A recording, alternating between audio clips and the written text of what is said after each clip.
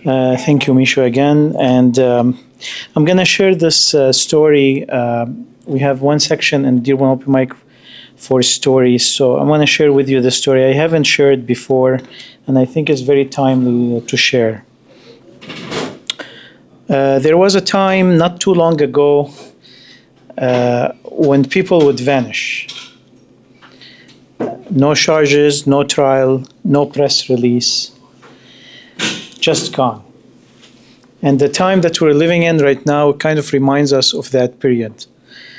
That period of time, there was something called extraordinary rendition. Who has heard this term before? A government program that secretly captured and transferred suspects, sometimes citizens, to black sites overseas, to Egypt, to Jordan, to Afghanistan. Somewhere they were tortured, somewhere never seen again. This wasn't fiction. It wasn't a conspiracy theory. It was an actual American policy. After 9/11, fear became law. Identity became guilt. The border became a threshold, not of safety, but of suspicion. And those of us who looked or prayed or spoke a certain way, we were marked. So, for a period of years, I don't know why it started, and I don't know why it ended. For a period of 3 years, when I crossed the US border in those years, I wasn't just worried about delays. I was worried I might disappear. As a US citizen, a father, an educator, I've dedicated my life to helping others and growing children into leaders. And I taught about justice, dignity, and citizenship. And yet, for that period of time, I was treated like an enemy. It began in 2007. I was driving home to Detroit from Canada.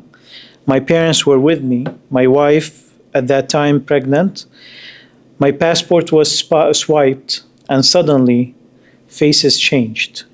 Officers surrounded my car. I was handcuffed and dragged in front of my family, no explanation. I was locked in a detention cell, very cold, very bright, no phone call, no dignity.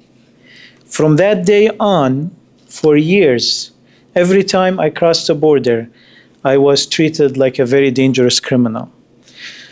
And then your fingerprints are taken, your picture is taken, and then nobody has an explanation.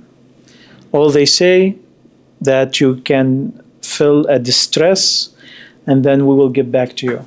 When I filled these forms online, they came back with the same template letter.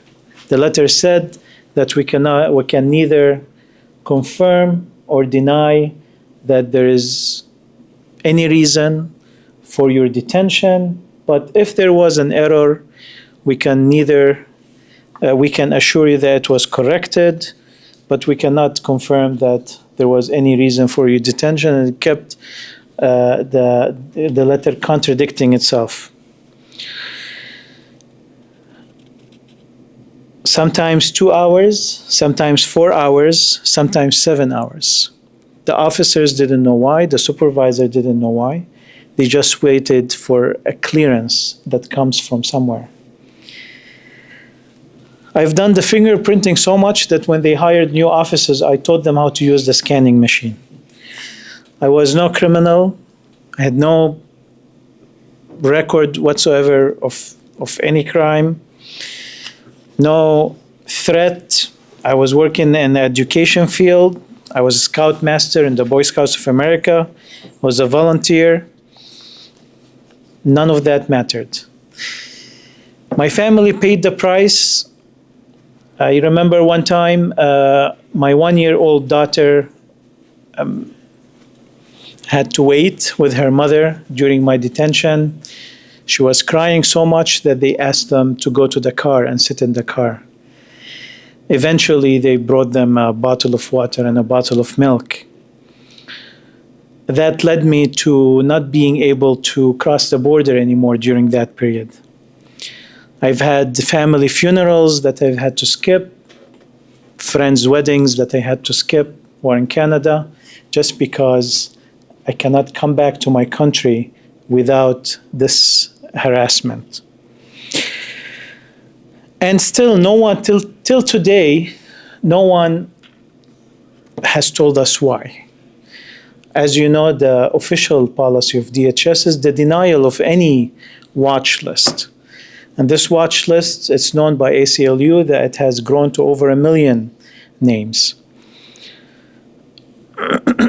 We can neither confirm nor deny. That always was the answer. And I think in this atmosphere that we're living in today, I felt that this, this trauma that I was left with from that experience comes up every time I see one of those stories that's coming up in the news. But I'll tell you the worst feeling in that. The worst feeling in that is the unknown.